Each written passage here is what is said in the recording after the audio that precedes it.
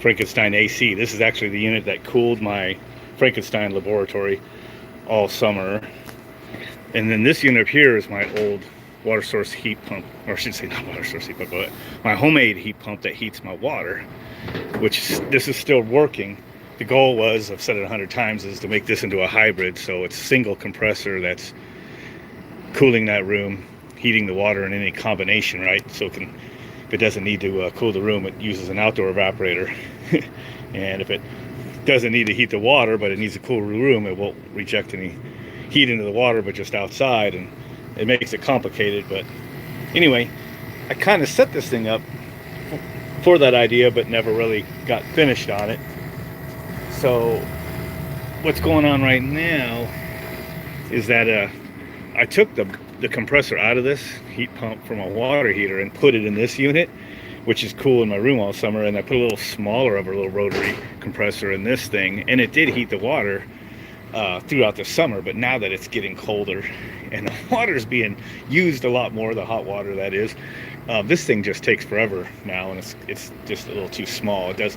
So I don't want to take this compressor and put it back in there. I want to hook the hot gas, from this one up to the heat exchanger for the water heater. So I'm not ready with my hybrid controller yet, but right now what I'm doing is tweaking on my old controller using the old microprocessor I had in here. And if I got it, I'm just doing tests now. Now the hot gas is not hooked up, but I actually got it successfully switched over to the outside, let me turn the flashlight on here, outside expansion valve, which I hooked up today. It was not hooked up, but it's way down in there. But there's two expansion valves. One just goes to the indoor air handler, which is closed now. Shouldn't be getting anything cold on there. No, not really. And then this one, the other expansion valve is now operating. And remember I told you I split this coil into two sections? The top section is evaporator, so I put my sensor on there. Hey, Frogger. I put my sensor on there. I didn't have on there yet, just kind of half-ass hooked it up. So it's reading the outdoor coil 38 degrees. Indoor is 76. That's the temperature in that room pretty much. So outdoor coil is 38 and the suction line is 51. So we're over 12 degrees superheat. So it's still making adjustments every time that counter counts down. It makes an adjustment to the EXP. So it's up to 173 steps. It's going to go to 174 here when this counts down.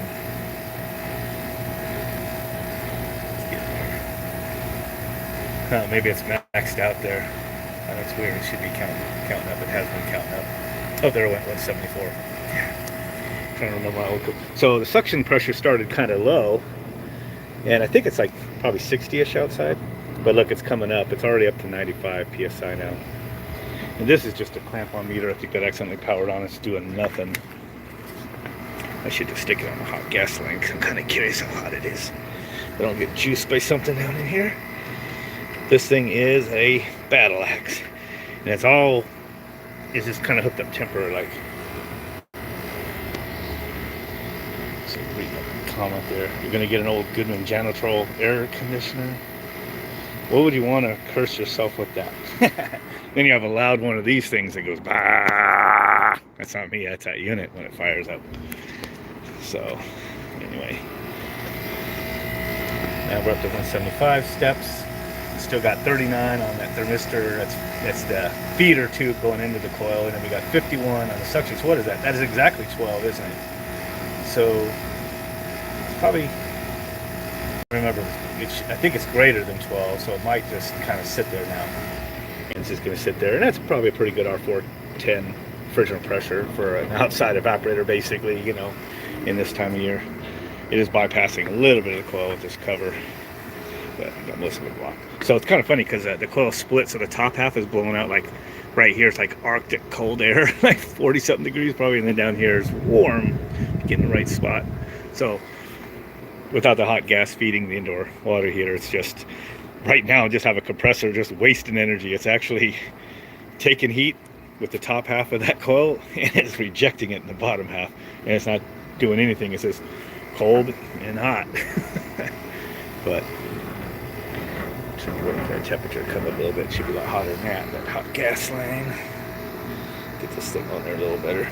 I can't hold my hand on it, so it should be about 130 or so, maybe a little warmer. Did I get on there?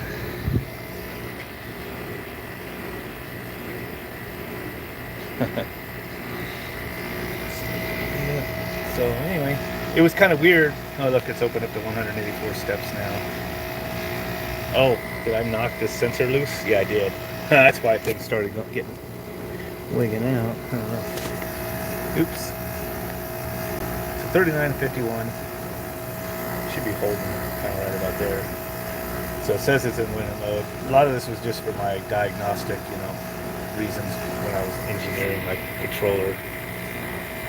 And this is a PIC 16 F690, which is what I've been using for a long time now, but now I've kind of stepped up to like the 16F 877A and 16F 887, and those are starting, I think, actually become obsolete.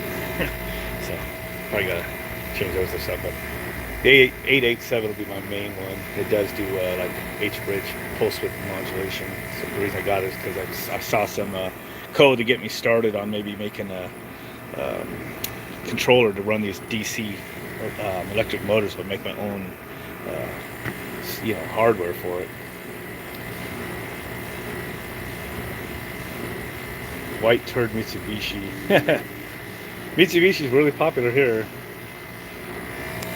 Reading the comments there. Still running. So it's just holding now. See, it's just going to sit there and hold. It doesn't need to make any correction. Unless the superheat goes more than 12, it'll have to open the expansor valve, a step at a time. If the superheat goes below 10, then it starts closing the expansor valve. And that's the way I had it programmed. Reading the indoor coil versus the suction line, and it worked all summer, and it blew nice cold air in that room, kept that room cold in the summer.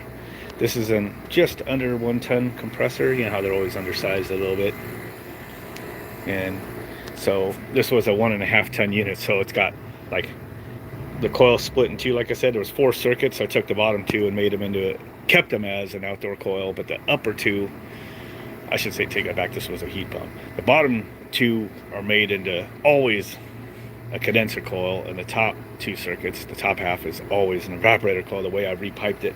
And it's pretty cool. You guys can see it in the video, but common suction going between the indoor unit and the outdoor, collecting here from this outdoor. No reversing valve out here anymore. The 2 electronic expansion valves, there's one and there's one, so that's that one. So that one there is feeding the bottom 2 circuits. I'm sorry, the top 2 circuits, which is why I have the sensor there where it's feeding in, so you can see it's 39 degrees, and this 51 feeding it back to the compressor there, where that thermistor is right there. So it's pretty cool, to at least do all this, homemade stuff, operating expansion valve electronically, and it just works really good, actually. So I'm just gonna use the same method on my new stuff when I build it. So my goal is maybe over the next couple days, depending how busy we are with Thanksgiving and stuff, but is to maybe go ahead and take this unit apart right here, and then I'm going to take some copper pipe and just take this cover off. I'm just going to basically take the hot gas out of the compressor and connect it up to my heat exchanger here, which is where this compressor is. Bring it back and insulate it.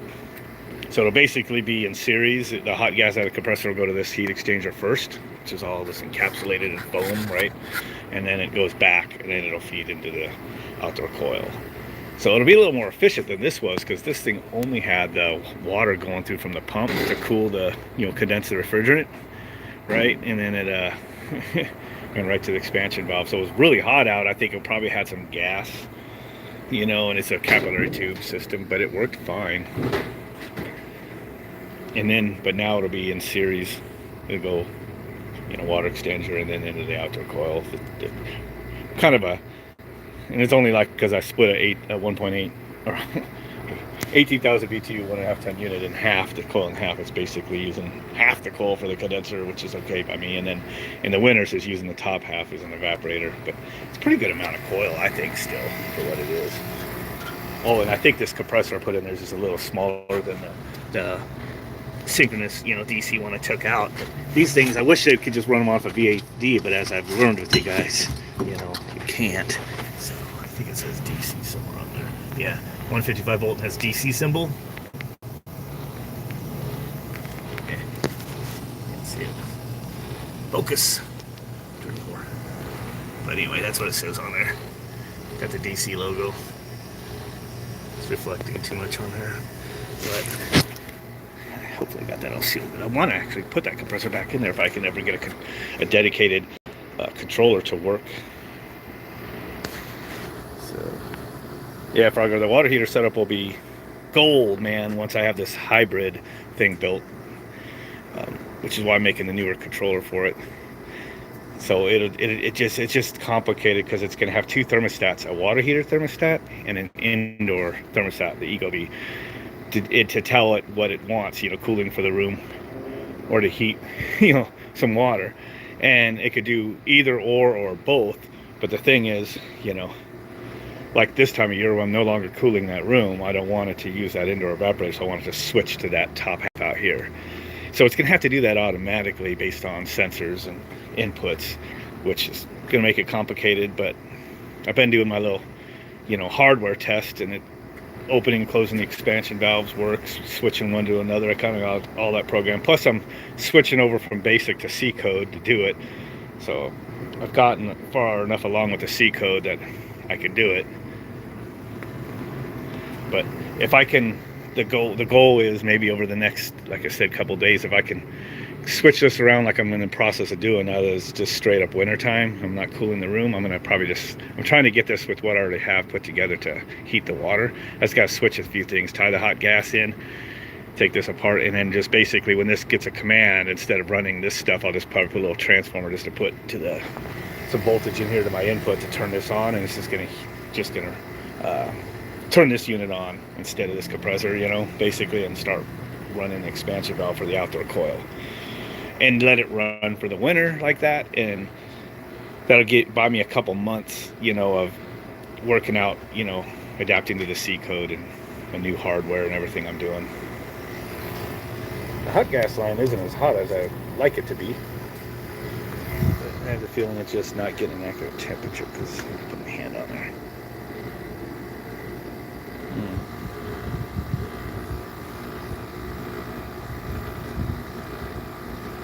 This is why it's probably good to do little experiments, you know.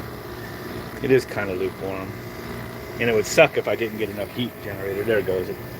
I think that thermistor just wasn't, clamp on wasn't on there very good. It's getting over 120. All right, that'll be heating water now. But I generally heat my water up closer to 130. Okay, she's coming up now. Usually a compressor is going to put out a good 130, 140 degrees, you know, and up to 180 depending on how loaded they generally are. And compression ratio and all that kind of stuff. So you see it's about 97, 98 psi. Once it gets colder at night, see I'm out here with no jacket, you know, and that's perfect. But once it gets cold at night, that pressure's going to drop. So we get hot gas lines, 131 climbing. We still got, man, this thing's holding fucking dead nuts, man. Expansion valve hasn't had to adjust anymore, and it's just right at 12 degrees superheat. 39 going into the coil, so it's above freezing right now actually, but it's what, 60 degrees out here, and then 51 suction line right there. So two thermistors, just again to point out the one right. It's the one underneath that black shit. Just attached it right there. That thermistor versus that thermistor right there, and that's how it calculates superheat. The two inputs. So this plug might not be the best either, so I'm gonna have to change it. I just put a pretty much a quick connector, not a locking in one, but probably gonna cut it and have to crimp on one of these little things there. So I did have to like open up my old basic programmer, you know, pick basic pro to be able to modify some stuff that wasn't ready in this damn thing, but I did get it working tonight. And then get my old programmer out, program the pick, and what I do is I swap chips. I have an extra one here. I just pulled the one that was working for summer out, reprogrammed that one, changed the code so it just be locked in the winter mode. And that's why it says winter. So interval 75. The indoor evaporator's not doing anything because this thermistor right here goes all the way through this cable to the inside. It's not that cable, it's another one. So the brown, that cable, comm wire. It actually works. It holds pretty steady, you can see. So 75 there, outdoor 139. fan speed, 175 is 0 to 255 as far as the duty cycle. My 8-bit, number. Decimal to 255 is the full speed. I just have it programmed for 175. That's as fast as that fan needs to go. Faster than that, it just wastes electricity.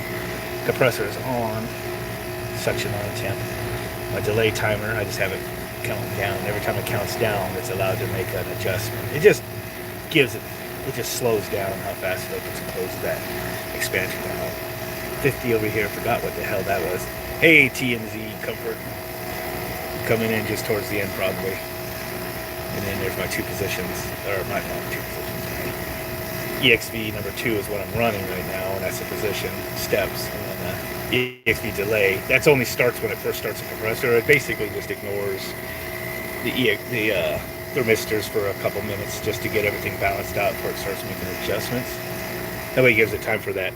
And it goes to a fixed position, the EXV, when it starts, and that way the suction, or not the suction, but the line going in, the feeder gets time to get cold, and the suction gets time to balance out before it starts making adjustments. And then that's what all that meant. And then just my outdoor coil, temperature 72. Is it that warm out here? It could. Oh, it's probably because that sensor's down there on the liquid line. But that is the liquid line leaving the outdoor coil. I don't know what temperature it is out here. According to the weather, it's 64 out here. How about you guys, suckers, huh? I bet that pisses some people off right now that it's t-shirt weather. 98 on the suction line, 135 on the hot gas line. All right, that's starting to get the numbers I want to see. Morning from the UK. Oh man, it's like 6 p.m. here, man. Jamie over there, he's on the other side of the world. T&T starting to say something looks like his sentence didn't finish. But when I get done with the video, you can rewind it. I'm just doing another temporary adaptation. I don't have my new controller ready and all that kind of stuff, and I don't need the cooling in there, but I stole the compressor out of this unit to put in there earlier this summer, and the smaller compressor actually heated my water on my water heat pump here. But now that it's getting cold, it's too small. It takes forever for that gas temperature to come up, and everything. I just actually turned the speed down on the circulator pump just so it would work better. And so I'm figuring I'm just going to do a couple adaptations on my existing stuff already built, so I had to kind of reprogram it with the old basic code I'm not using anymore to set some stuff up and move some thermistors around, and expansion valve hooked up for the outdoor one. And I have it just testing now. I don't have the hot gas hooked up to the water heater. It's just, but I'm running the compressor to the top half of the outdoor coil is an evaporator right now, and the bottom half's a condenser. So the top half's running a metering with the electronic expansion valve based on my two thermistors and my programming, just to keep it between the 10 and 12 degree superheat. That's all it's doing, and it's working. So once I see that this is kind of working over the next couple of days, I might go ahead and pump out the refrigerant of this, pump that out, remove this evaporator and compressor, and try to go ahead and run the hot gas in the compressor through this water heat exchanger. It's in that foam encapsulation in there. And then just have this turn on when it needs to heat the water. It won't be able to cool my room because it's just going to be only heating the water until I finish my control.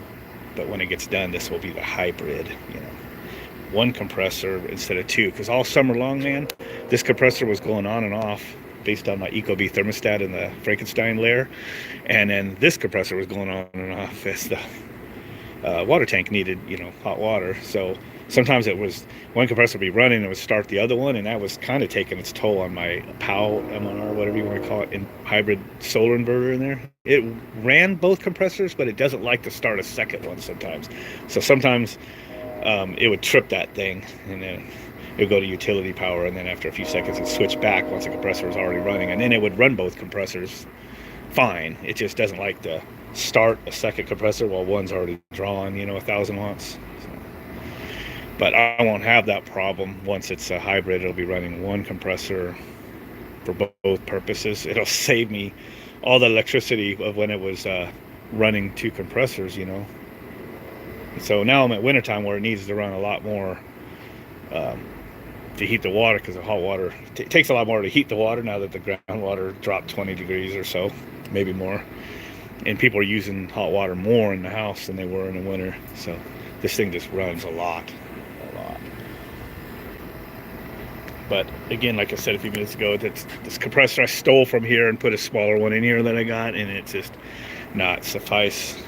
So that's why I'm kind of tiddling around with this instead of waiting until I build my new controller and hardware and everything. So now, if that works out okay and I tie in the hot gas, I think this will buy me a couple months. Can maybe do my controller properly. And like I said, if I could get good enough, I got some parts. If I could build my own motor controller, I won't need to use this carrier one. I might make, do my own to run, like, because I could score these little electronic, these DC motors, the motors you get off of old ECM motors, where the modules go bad. I want to make my own controller for that and control it electronically, control the speed electronically. It'd be kind of cool.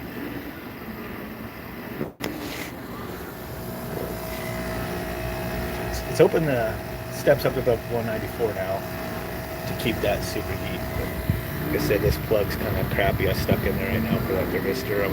So when I go and hook up the hot gas, I'll probably cut this off and put it other ones, locking ones. I just put this in there because I noticed if you put the locking ones, if you unplug and plug it in a lot, they're just dinking around. Sometimes it rips them off the board or whatever. I don't want to fuck up my board. It's a little tedious. I'm getting better with these boards though than since when I made this one. I'm making the traces wider. I figured before I do the board, I've been making like the little pads around all the components bigger, so it gives way more meat for the solder for when because I'm soldering by hand and not by machine, and not double-sided solder usually. So this one's a double-sided board with vias through, but I've since been, if I can help it, I've been doing them like this, to where one-sided, and if I need a via, like this has a via, I just go across over the bottom trace, a couple of jumpers, and some of my boards only need a couple of those. So it's easier to do that than it is to like get the upper and lower ones perfectly lined up. But this one did come out pretty good, so, for a double-sided, but I would trash a lot of the boards with mistakes. So the suction pressure is all the way up to 100 now. But you saw it was like 64 degrees or something. So 136, 137 on the hot gas line. So that would be heating the water. Yeah. And that thermistor, the hot gas inside is hotter probably. This is being influenced by, the outside air. Get out of there. So, yep.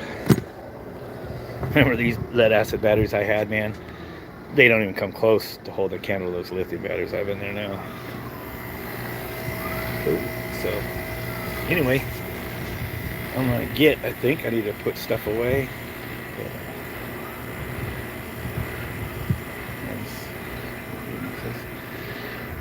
But anyway, wish me luck on that, and hopefully this will be heating my water within a couple days, so I can not sweat getting everything done. But I do need to stick to my project.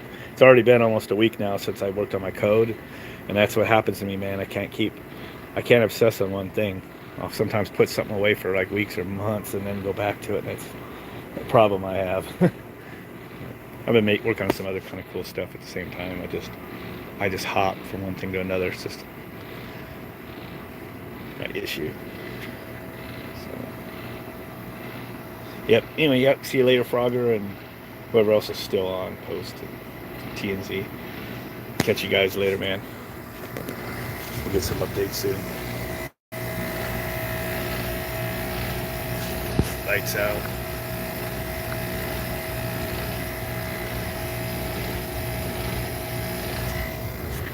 It's like Christmas tree at night.